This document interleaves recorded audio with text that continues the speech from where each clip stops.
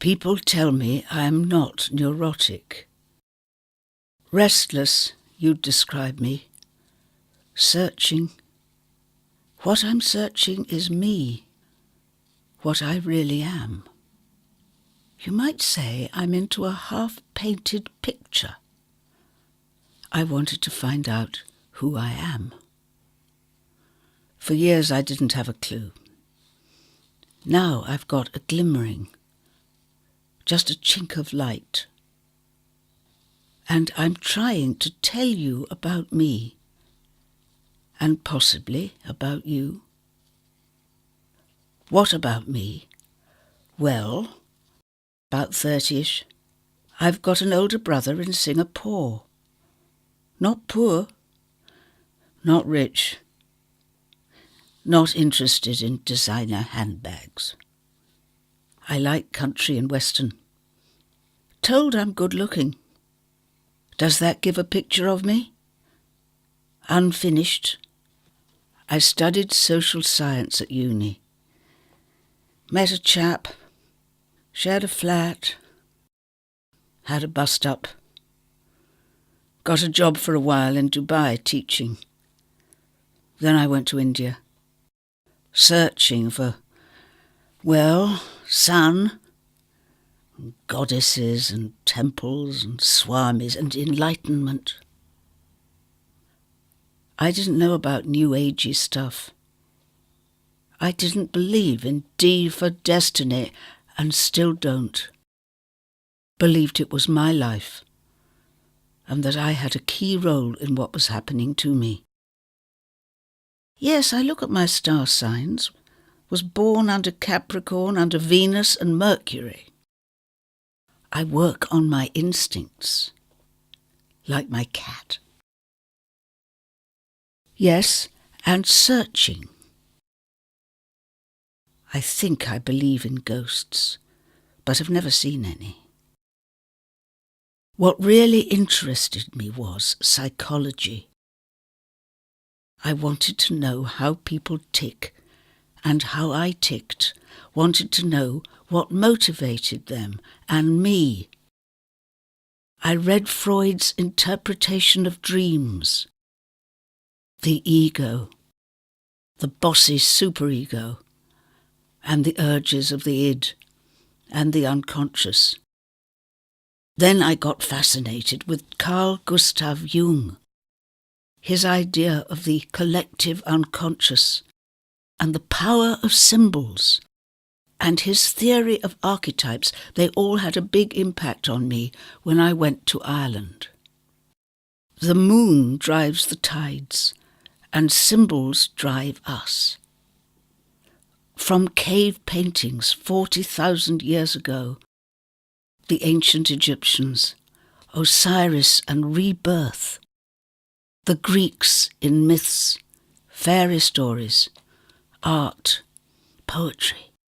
Symbols point to something beyond.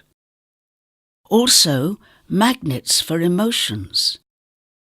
Directions, as it were, on your life path, or road signs as to where we are going. They can transform you and me. We don't become day-to-day mechanicals. We become heroes, heroines, kings and queens. We are characters in a play. I blew out the candles of my 5th birthday cake. Candles are symbols. You see them in church. You see them on your dinner table when you have people round. A 100-watt bulb wouldn't work with you or me.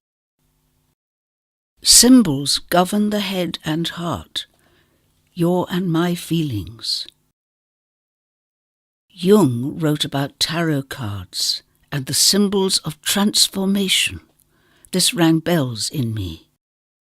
Apparently, the 52 playing cards we play for rummy originated with tarot. 78 tarot cards, including a spooky thing called the Major Arcana. Wow! The Priestess, the Emperor, the Hanged Man, the Chariot, No wonder the church didn't like them. They were for devotees, maybe heretics. A tarot reader explained, you need to be initiated in the tarot mysteries. You need a guide, an interpreter, almost a tarot priest. I wasn't interested in cartomancy, didn't want to predict people's futures, wasn't becoming a gypsy with a crystal ball at the pier. I was interested in people, how they fell in love and fell out. And me. Yes, I was still searching. Then my day-to-day life intervened. The guy I was dating with had one of his daughters who became anorexic. I knew a psychotherapist and we had a talk. She worked with disturbed adolescents, and she said one of the techniques that helped was a card system with symbols and stories. Kids related to them. They linked the symbol pictures to their inner story, their mums and dads, their internal demons and their anxieties. She showed me the Psycards system. 40 cards. They were created by Nick Hobson 30 years ago and beautifully drawn by the Celtic illustrator Maggie Neen. They are about our inner story. Simple and psychologically direct, you didn't need an expensive course to understand them. The thing about Psycards is that they talk to you. They are immediate. About home, the body, friends, birth. The pictures bounce out at you. Well, ring bells in me. They made sense. The cards intuited for me. Intuition, inklings, insight, vibes, tingling in the scalp. Maybe they connect bits of brain cells from the hippocampus and medulla and the cortex. Some people are a bit psychic. Suddenly I realized I was too. My guess is that 10% around us have psychic gifts. Maybe you have. It's like music. Some are born. Some need training. Some doctors and specialists know what is wrong before they check your blood pressure. Water diviners can tap into a source below the earth. Psychotherapists get a feeling about their patients. Novelists get insights, and priests, and ordinary people on the bus. You don't need magic cards. Handwriting, tones of voice, gestures help. But you get some energy, some mysterious chi that gives an indication of what is beyond and under the surface of the outside person and into their mind. But Psycards became for me the education tool. I realized I was psychic. No, I don't want to be a telephone psychic. Most phone psychic lines to see if their chap will come back to them or their woman. I want to help people, to guide them on their life path, and help them find out what they really are. Let me tell you about some of the cards in the Psycards deck. I know the images and the colours. I won't show you actual cards. You'll find the meaning of them will be slightly different for you. The Beast card. I know this guy. He appears in the card as a malign dragon, sulphurily red and dark. I know him. I got attracted to a guy who was on drugs and violent. For me, the Beast card represents him. My guess is that you have a beast somewhere. Maybe in your family. The Liar card.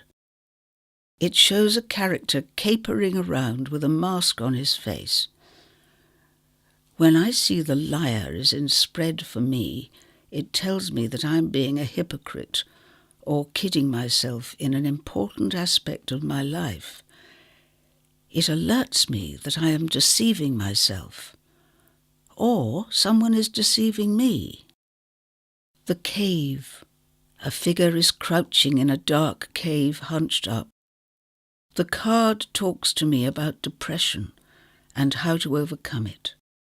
At one stage I had Mogadon from the doctor. The card says I will come out of my gloom. When you see the cards together, they will create sparks for you. One day I checked the cards. The first card was the message card. Next to it was the mother card. My mum and I had a bad relationship from childhood. The two cards together was dynamite. I knew I had to phone Mum. Yes, she was poorly, and we were closer after that telephone conversation. A bit edgily. If you spread the cards 3 or 5 or 7, you can see connections between the cards. And sometimes you'll see your life makes a whole, a pattern, a shape. Suddenly, my life made sense. Yes, they talk to me. The guy who created the Psycards system has written a book which explains how you can connect. Read the cards in spreads. The beauty of Psycards is that there are no bossy rules. You get what you want out of the cards. Something out of one card. More out of 2 cards at random. But shuffle the deck all 40 cards and do a spread of the cards. You get the element of chance. Aliatics is a fancy word for dice or chance or randomness. That's the key thing about Psycards. They make you think. They throw you surprises. Shuffle the deck and the cards are all dark, covered. Turn them up one by one. Darwin showed that to make evolution work, it needed chance. For your life, you will need chance to make things happen, to evolve or develop for you. Chance breaks up the old patterns of your life and makes you think of possible new situations. It makes you think, what if? Just suppose. Fantasize. If you, had a baby, or wrote a book, or went to Australia, or if you find a new partner, or a new sister, or win the pools, or start a business. If you can't dream, the same pattern of your life won't be broken. The cards alert you about something bubbling up in your unconscious. For out of dreams and fears and fantasies, new things arrive. New love, new career, new journeys, new futures. I was arriving at Gatwick to go on a break to Italy. I shuffled the deck. 3 cards shouted at me. The journey card. What was the stranger card doing next to it? And what, for heaven's sake, was the union card? At the check-in, I collided with an old flame I'd met 10 years ago. It was pure chance. He was going to Venice too. Gustav Jung would have described it as synchronicity.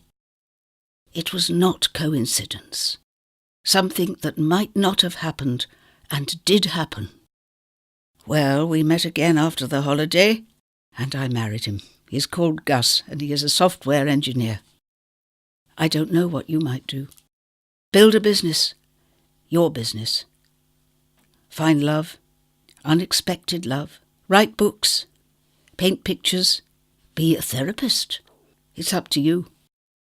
I'm going to show you one card of the Psycards system, the first of the 40 cards, the Inquirer. I see it as a maze. It's up to you to find your life's path. I wanted to be a therapist. I help children and mums reconcile their problems. That's why I, Patsy, am searching.